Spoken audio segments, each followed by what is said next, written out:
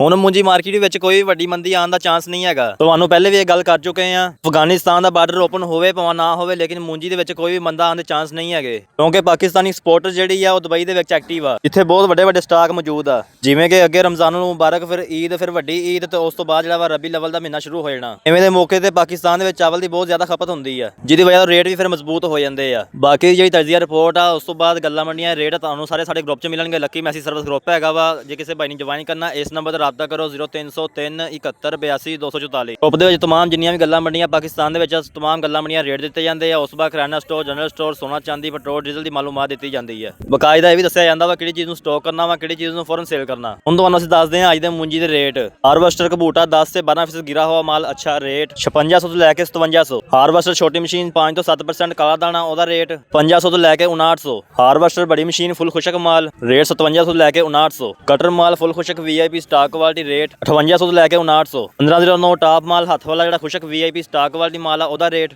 6000 ਤੋਂ ਲੈ ਕੇ 6175 ਤੀਕਰ। ਤੇ ਜਿਹੜਾ ਮਾਲ 11 21 17 18 ਹੱਥ ਵਾਲਾ ਖੁਸ਼ਕ VIP ਸਟਾਕ ਕੁਆਲਿਟੀ ਉਹਦਾ ਰੇਟ 5900 ਤੋਂ ਲੈ ਕੇ 6200। ਦੋਸਤੋ ਇਹ ਸੀਗੇ ਅੱਜ ਦੇ ਰੇਟ ਗੱਲਾਂ ਮੰਡੀ ਆਰੀਫਾਲ ਜੇ। ਤੇ ਤੁਸੀਂ ਚਾਹੁੰਦੇ ਸਾਡੇ ਕੋਲ ਰੋਜ਼ਾਨਾ ਵੀਡੀਓ ਆਵੇ, ਵੀਡੀਓ ਨੂੰ ਲਾਈਕ ਕਰਕੇ ਤੇ ਆਈਡੀ ਨੂੰ ਫੋਲੋ ਕਰ ਲਓ। ਸ਼ੁਕਰੀਆ।